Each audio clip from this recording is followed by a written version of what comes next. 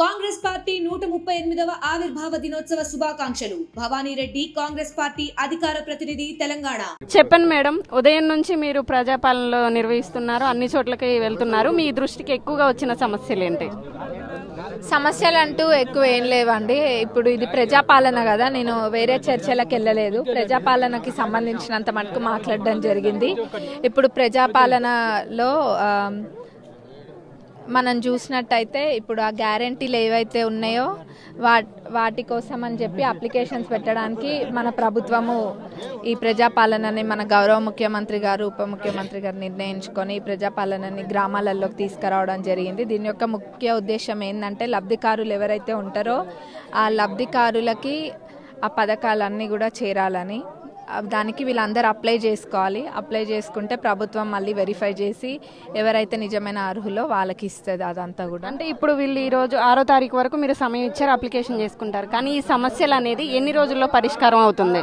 మా ప్రభుత్వం సమయం ఇచ్చింది కదా, దాని ప్రకారం జరుగుతుంది. 2 రోజులు అన్నది కదా, చేస్తుంది. ఇప్పటికే ఆల్రెడీ 2 అమలు పరిచిండ్రు. ఎక్కడ పోయినా మహిళలందరూ నవ్వుకుంటే చెప్తుండ్రు, బస్సులు ఉచిత బస్సులలో ఉచితంగా ప్రయాణిస్తుండ్రు బస్సులలో.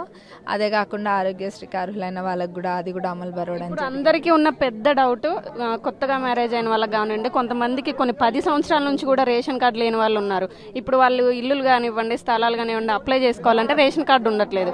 వాళ్ళ పరిస్థితి ఏంటి? అది గత ప్రభుత్వ నిర్వహణం అండి. గత ప్రభుత్వం అట్లా చేసింది. మరి రేషన్ కార్డులు ఇవ్వకుండా దానికి మరి ఇప్పుడు రేషన్ కార్డులు లేకపోయినా అప్లై చేసుకోమని చెప్తున్నాం. ఇందాక డిపిఓ గారు కూడా ఇక్కడ అదే చెప్పిండ్రు. అప్లై అయితే చేసుకోండి, తర్వాత ఏదన్నది ప్రభుత్వం దృష్టికి ఏదైనా ఉంటే తీసుకెళ్తాను తప్పకుండా. మీరైతే అప్లై చేసుకోవాలి అందరూ. మీరు రాజకీయాల్లోకి అనుకోకుండా వచ్చారు. అటు ఫ్యామిలీ, చిన్న పాప, మీ హస్బెండ్, అలానే ఇటు రాజకీయంలో గెలిచి ప్రచారం నుంచి ఇప్పటి వరకు ఎలా అనిపిస్తుంది? అటు ఫ్యామిలీని రాజకీయాలను మేనేజ్ చేయగలుగుతున్నారా? చేయగలుగుతున్నా అండి. మా పాపకు 3.5 years. మరి మా పాపకు 3.5 years. మా హస్బెండ్ యుఎస్ సిటిజన్, అక్కడనే పుట్టి అక్కడనే పెరిగిండ్రు. అయినా కానీ ఈరోజు నేను ఇక్కడ రావాల్సి వచ్చిందంటే పరిస్థితుల ప్రభావం.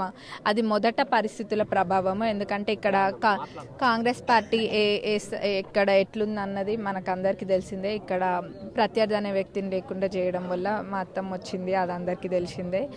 మళ్ళీ తను వెనక్కి పోతే ధైర్యం అందరిది సన్నగిలుతుంది అని చెప్పి నాకు అట్లాంటి పరిస్థితి, పాప ఇంకా మా ఆయన ఉన్నా కానీ నేను అన్ని కాంప్రమైజ్ అయ్యి ఇక్కడ రావాల్సి వచ్చింది. ఎందుకంటే ప్రజలకి మళ్ళీ నమ్మకం పోవద్దు, వాళ్ళకి మంచి జరగాలన్న ఉద్దేశంతో అవన్నీ కూడా పక్కకు పెట్టి. చాలా మంది మీ నియోజకవర్గంలో కానివ్వండి, మీ ఫ్యాన్ ఫాలోయింగ్స్ కూడా చాలా మందికి తెలియని విషయం, మీ హస్బెండ్ ఏం బిజినెస్ చేస్తుంటారు అని.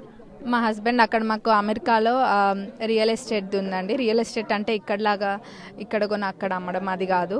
మా అత్తమ్మ మామయ్య వాళ్ళు, మా మామయ్యనేమో కార్డియాలజిస్ట్, అది అందరికీ తెలిసిన విషయమే. అత్తమ్మనేమో మరి మామయ్య అత్తమ్మ వాళ్ళిద్దరు కలిసి రియల్ ఎస్టేట్ బిజినెస్ పెట్టడం జరిగింది. అది మరి 1000 units ఓన్ చేస్తాము సొంతంగా. అక్కడ బయట మేనేజ్మెంట్ కంపెనీకి ఇవ్వకుండా అది మా బిల్డింగ్స్ని మేమే రెంట్ చేసుకుంటూ, అది మేనేజింగ్ కూడా మేమే చేసి, లీజింగ్ ఆఫీసెస్ కూడా మావే ఉంటాయి. మరి అది కాకుండా బాదం ఇంకా పిస్తా తోటలు ఉన్నాయి అక్కడ. వీటన్నిటిని మేనేజ్ చేస్తాము. వీటన్నిటికి ఆఫీసెస్ ఉన్నాయి. దాంట్లో మా హస్బెండ్ చేస్తారు. అంటే ఇప్పుడు మీ శ్రీవారికి యుఎస్ పౌరసత్వం, మీరు ఇప్పుడు ఇండియా, ఇద్దరు దూరంగా ఉండాల్సి వస్తుంది. అండ్ రాజకీయాల్లో ఇంకా ముందడిగేసే ఆలోచన ఉందా? తిరిగి మళ్ళీ యుఎస్ వెళ్ళే ఆలోచన ఏమైనా ఉందా? ఇప్పుడు నేను అంత దూరం పోలేదండి. ఫస్ట్ అయితే 5 ఏళ్ల గురించి ఆలోచిస్తున్నా. ఎందుకంటే 5 ఏళ్లలో ప్రజలకు నేను ఎంత చేయగలుగుతా అన్నది ఆలోచిస్తున్నా. వాళ్ళ నమ్మకాన్ని పెట్టి గెలిపించిండ్రు, అంత మటుకే ఆలోచిస్తున్నా. మా ఆయన ఇప్పుడు ఇక్కడనే ఉన్నారు. లాస్ట్ అండ్ ఫైనల్గా, అతి చిన్న వయసులో ఎమ్మెల్యేగా గెలిచి రాజకీయ అనుభవం లేదు, ప్రజాపాలన ఎలా నిర్వహిస్తారన్న మీ ప్రత్యర్థులు కానివ్వండి, ఇతర పార్టీ వాళ్ళకి ఏం సమాధానం చెప్దాం అనుకుంటున్నారు? వాళ్ళు ఇంతకు ముందు కూడా అంతే అన్నారండి, గెలవక ముందు కూడా అంతే అన్నారు. ఈ అమ్మాయి 26 ఏళ్ళే అది ఇది అన్నారు. మరి ఏదన్నా కానీ దానికి అన్నిటికీ సమాధానం ఈరోజు ప్రజలందరూ సమాధానం చెప్పిండ్రు. నేను చెప్పలే ఆ సమాధానం, ప్రజలందరూ చెప్పిన సమాధానం. వాళ్ళు ఈరోజు నన్ను ఇక్కడ నిలబెట్టడం జరిగింది.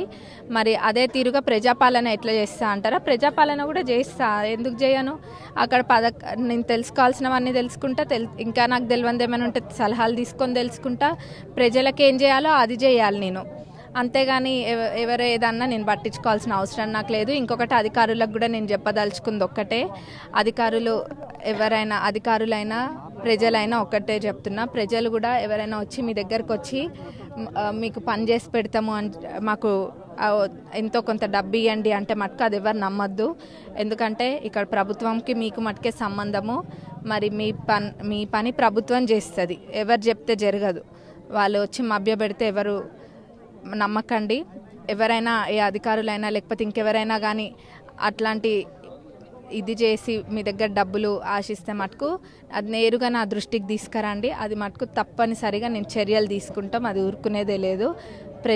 ఇది ప్రజల పాలన, కాంగ్రెస్ ప్రభుత్వం ప్రజాపాలన చేస్తుంది. విన్నారు కదా, ప్రజాపాలనలో ఎవరు కూడా మధ్యదారులు కానివ్వండి, మధ్యలో ఎవరన్నా ఉండి డబ్బులు తీసుకునే ప్రయత్నం చేసినా సరే ఎవరు ఇవ్వద్దు. ప్రజలకి మధ్యలో మేము ఉంటాము, ప్రభుత్వం మధ్యలో ఏదున్నా సరే మా దగ్గరికి రావాలి. అధికారులు ఎవరైనా డబ్బులు అడిగినట్లయితే ఖచ్చితంగా నా దగ్గరికి వచ్చి కంప్లైంట్ ఇవ్వండి, వారి మీద యాక్షన్ తీసుకోవడం అయితే జరుగుతుందని చెప్పడం జరుగుతుంది.